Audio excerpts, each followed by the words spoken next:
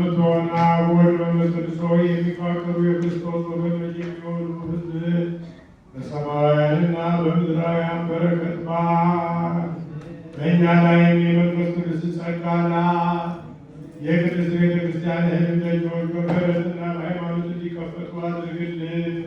እስከ መጨረሻይቱ ቅጣት ልዩ ሦስትነትን ማመን ፈጽምልን።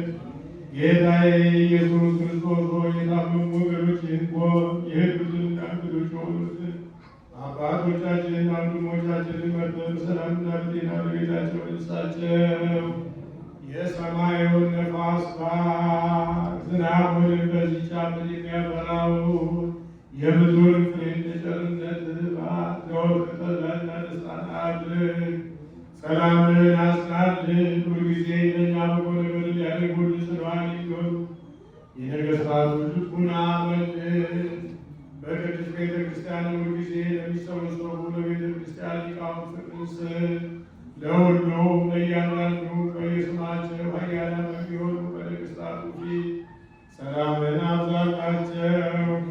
አምላካችን ሆይ በቀናች ሃይማኖት ሆነው ያንቀላፉትና ያረፉትን የአባቶቻችንና የእናቶቻችንን የወንድሞቻችንና የእህቶቻችንን ነፍስ አሳርፍ።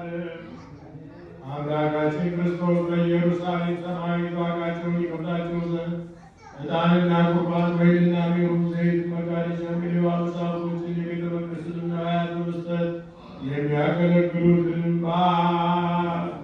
ይቅርታን ያገኙ ዘንድ ከእኛ ጋር የተሰበሰቡትን ሁሉ አምላካችን ክርስቶስ ሆይ ይቅር በላቸው። በሚያስፈራና በሚያስደነግጥ በመንበር ፊት ምጽዋት ያመጡትን ሁሉ ተቀበልላቸው። የተጨነቀች ይቱን ነፍስ ሁሉ አሳርፍ።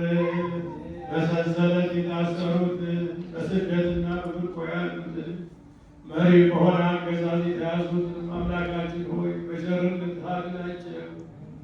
መምህራችን ኢየሱስ ክርስቶስ ሆይ ወደ አንተ በምንማልድበት ጊዜ እንድናስባቸው ያዘዙንን ሁሉ በሰማያዊት መንግሥት አስባቸው። አንተ ባሪያህን ይህንም አስበን አቤቱ ሕዝብህን አድን፣ ርስትህንም ግባ፣ ጠብቃቸው እስከ ዘላለሙ ከፍ ከፍ አድርጋቸው።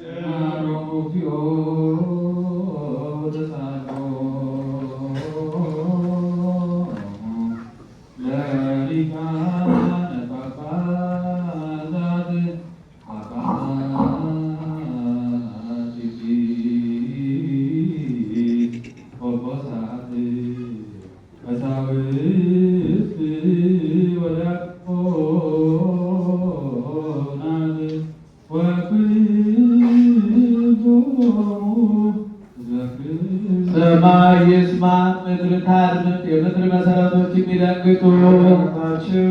በአባቱ ፈቃድ ወረደ፣ በማርያም ዘንድ እንግዳ ሆነ። እግዚአብሔር በንጹሕ ድንግልና ተወለደ። በእንስሳት በረት ተጨመረ፣ ንጉሥም እጅ መንሻ ተቀበለ። ከእናቱ ጡቶች ምግብን እየለመነ እንደ ሕፃናት አለቀሰ። በገዙ ተመላለሰ፣ እንደ ሰውም ታየ። በየጥቂቱ አደገ። በሰላሳ ዘመን በዮርዳኖስ ተጠመቀ። ሰው ለበሱ በገዳም አደረ። ከዲያብሎስ ዘንድ ተፈተነ። የጨለማን መኳንንት በአምላክነቱ ኃይል ሻረ።